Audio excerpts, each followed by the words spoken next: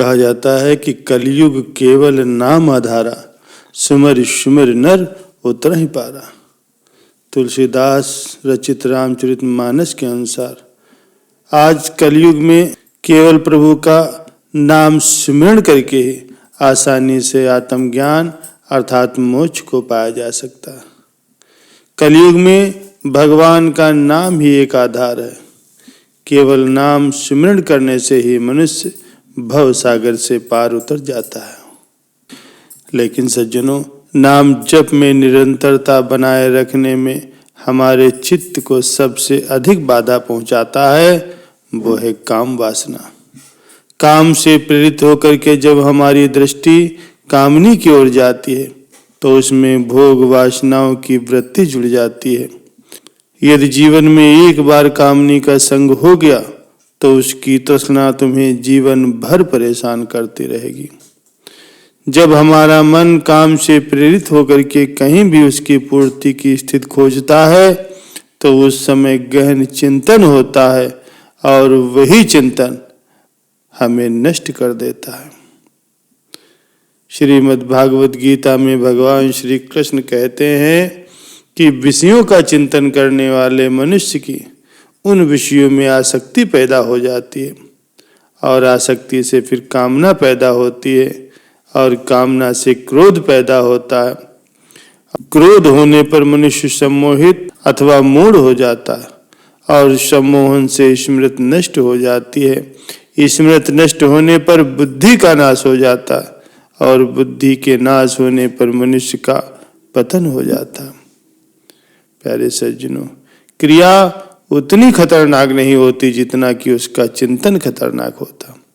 क्रिया हुई तो वो समाप्त हो गई, लेकिन चिंतन निरंतर चलता रहता और भीतर से हमें खोखला कर देता है। हमारे या स्त्री शरीर में क्या सुख है, ये केवल भगवान की माया का आकर्षण है। ये मात्र बुद्धि का भ्रम है और ये भ्रम इतना गहरा बैठ जाता है कि उस स्त्री या पुरुष के बिना जीवन कठिन लगने लगता। प्राण त्यागना आसान हो सकता है लेकिन उसे छोड़ना सहज नहीं होता। तब केवल एक ही मार्ग बचता है, यदि भगवान कृपा कर दे तो फिर बचा जा सकता है, अन्यथा मृत्यु ही एकमात्र निष्कर्ष रह जाती है। अरे सज्जनों, प्राचीन समय की बात है। चिंतामणि एक अत्यंत ही सुंदर वेश्या थी और ठाकुर मंगल सिंह उस पर पूरी तरह से न्यौछावर थे। चिंतामणि भी उनसे प्रेम करती थी, परंतु एक वेश्या के लिए धन आवश्यक होता है, जबकि गृहस्थ जीवन में धन की एक सीमा होती है। मंगल जी के माता पिता ने उनके सारे वैभव को क्रमशः उनके लिए खर्च कर दिया। अंततः जब माता पिता ने देखा कि उनका पुत्र वैश्यागमन में लिप्त हो गया तो उन्होंने उसका विवाह एक सुंदर सुशील और पतिव्रता नारी से करा दिया। किंतु चित्त जहाँ रम जाता है वहां से हटाना बहुत कठिन होता है। मन यदि किसी मोह में पड़ जाए तो अन्य किसी वस्तु की ओर आकर्षण नहीं होता। जिस प्रकार विष्ठा का कीड़ा केवल विष्ठा ही खाता है, उसी प्रकार मंगल जी ने भी कभी अपनी पत्नी की ओर दृष्टि तक नहीं डाली। फिर जब धन की आवश्यकता हुई तो वे अपने घर आए। उस समय पहली बार उन्होंने अपनी पत्नी की ओर देखा और बोले, यदि तुम मुझे जीवित देखना चाहती हो तो यदि तुम्हारे पास कुछ स्वर्ण हो या धन हो तो मुझे दे दो। उनकी पत्नी, जो आज तक मौन थी, वो पतिव्रता नारी थी जो अब तक उनसे संवाद तक नहीं कर पाए थे। उसने उत्तर दिया, हे प्राणनाथ, ये जीवन आपका है। उसने अपने समस्त आभूषण और सौभाग्य का चिन्ह उतारकर उन्हें समर्पित कर दिया। जब वे चिंतामणि के पास पहुंचे तो उसने पूछा, ये आभूषण तुम कहाँ से लाए हो? मंगल जी ने उत्तर दिया, मेरी पत्नी, जिसे आज तक मैंने ठीक से देखा तक नहीं था, आज पहली बार उसे देखा, परंतु मैं तुम्हारे बिना जी नहीं सकता। जब मैंने उससे प्रार्थना की तो उसने अपने सारे आभूषण मुझे दे दिए। चिंतामणि वैश्या ने क्रोधित होकर के कहा, धिक्कार है तुम्हें, अब इसके बाद तू क्या लाएगा, निकल जा यहाँ से। जहाँ अत्यधिक आसक्ति होती है वहाँ वियोग प्राण घातक बन जाता है। उसने कुछ सेवकों को आज्ञा दी और मंगल जी को धक्का दे करके बाहर निकाल दिया। शायद भगवान की कृपा को यही मंजूर था। अब उनका हृदय घायल था। हाय चिंतामणि करते हुए व्याकुल होकर के उसे पुकार रहे थे। उन्हें इस अवस्था में देखकर एक संत को दया आ गई। उन्होंने पूछा, चिंतामणि ये किसका नाम है, मुझे पूरी बात बताओ। मंगल जी ने उन्हें सारा वृत्तांत कह सुनाया और कहा, अब मैं उसके बिना जी नहीं सकता।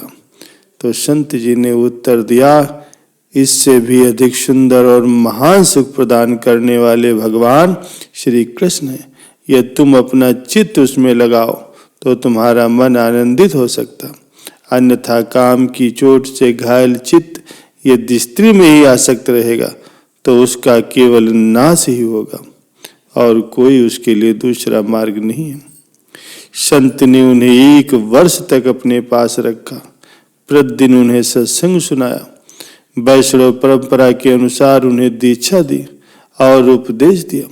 मंगल ने कहा, महाराज मैं भ्रमण करना चाहता हूँ। चंचल भोगी और शांत मन एक स्थान पर नहीं टिक सकता। ऐसा मन सदैव नया नया अनुभव चाहता है। इस प्रकार से वे आगे चल दिए। मार्ग में एक देवालय के समीप ही एक सरोवर था जहाँ भगवान का विग्रह प्रतिष्ठित था। गांव की कुछ नवकुमारियां और विवाहिता स्त्रियां वहां पर पूजा पाठ करने के लिए आती थी। इन्हीं में से एक स्त्री पूजन करने आई थी जिसका रूप चिंतामणि के समान ही प्रतीत हो रहा था। एक क्षण को तो मंगल जी को ऐसा लगा कि ये तो चिंतामणि ही है। उन्होंने अपनी आंखों में अभी भी चिंतामणि की छवि बसाए रखी थी, इसलिए जहां भी वे देखते वहां पर वही प्रतिबिंबित होती। संयोग वश उस स्त्री का स्वरूप भी चिंतामणि से कुछ मिलता जुलता था। अब फिर वही आसक्ति जाग उठी। हाय चिंतामणि। वह स्त्री पूजा करके अपने घर के लिए वापस निकली और मंगल जी उसके पीछे पीछे चल पड़े। जब उसने पीछे मुड़ करके देखा तो उसे यह बहुत विचित्र लगा कि एक वैष्णव साधु उसके पीछे पीछे क्यों आ रहा। उसकी दृष्टि भी निर्मल नहीं है। आसक्त मन की वासना भरी दृष्टि अलग ही होती है। जब वो तेजी से अपने घर की ओर बढ़ी तो मंगल जी ने भी अपने कदम तेज कर दिए और उसके पीछे पीछे उसके घर तक पहुंच गए। घर आने के बाद उसने अपने पति से कहा, एक व्यक्ति मेरा पीछा करते करते यहाँ तक आ गया। उसका भेष तो वैष्णव साधु के जैसा है, लेकिन मुझे तो लगता है ये कोई कामी पुरुष है, कोई पाखंडी है।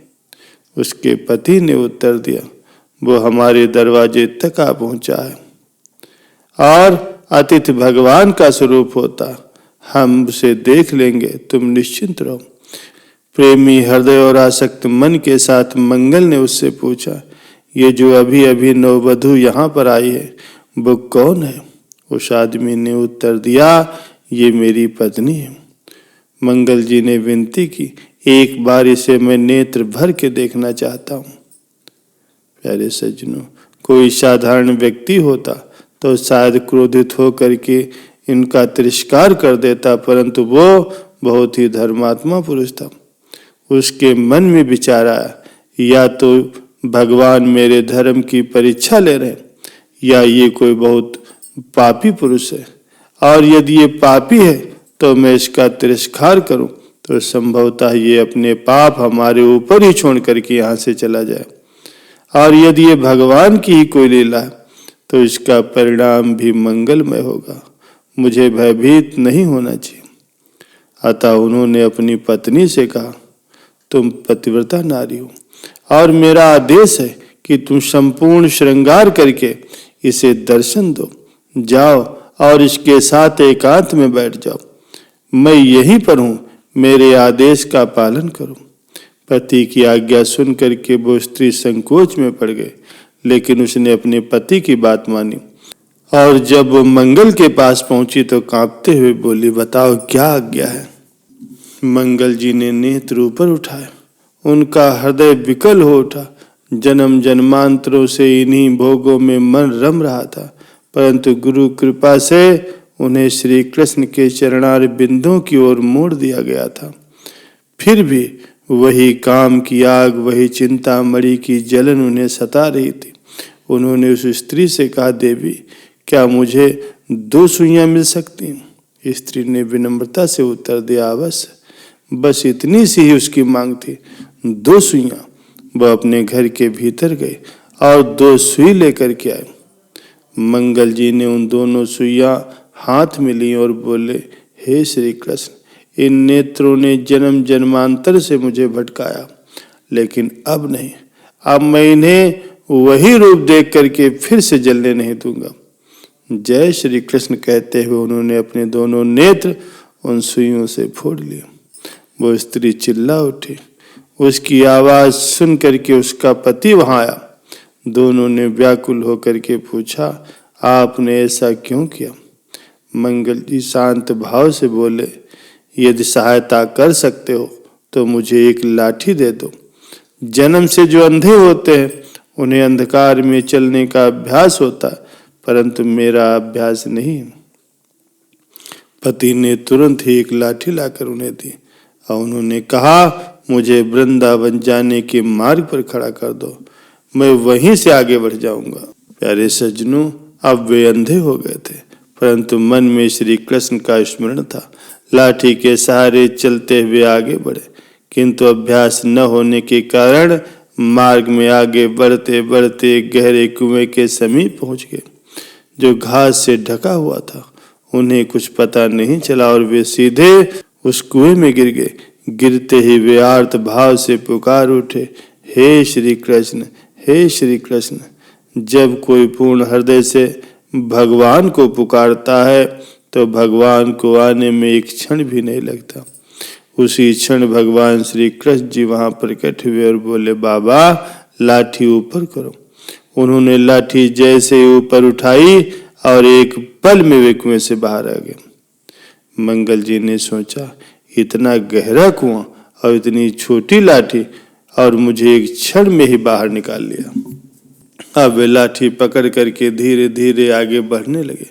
उन्होंने धीरे से बाहर निकालने वाले का हाथ थाम लिया, परंतु उसने झट से अपना हाथ छुड़ा लिया। तब वे बोले, मैं जान गया तुम कौन हो। संसार में मुझे इतना प्रेम करने वाला और कोई नहीं हो सकता। ये तो श्री कृष्ण आप स्वयं हो। प्यारे सज्जनों, भगवान स्वयं मंगल जी को वृंदावन ले आए। वहां पहुंचकर वे श्री कृष्ण के प्रेम में उन्मत्त हो गए और फिर मंगलाचार्य के रूप में विख्यात हुए। उन्होंने भाव विभोर होकर के मधुर श्लोकों से भगवान की महिमा का गायन किया, जिनमें श्री कृष्ण के दिव्य प्रेम का रस प्रवाहित था। परंतु सबसे पहले उन्होंने वंदना की उस चिंतामणि की। उन्होंने कहा, हे गुरु स्वरूपा चिंतामणि, यदि तुमने मेरा तिरस्कार न किया होता तो मैं श्री कृष्ण की इस प्रेम की परम अवस्था को प्राप्त न कर पाता। प्यारे सज्जनों, विषय भोग और आसक्ति दोनों अलग अलग चीजें।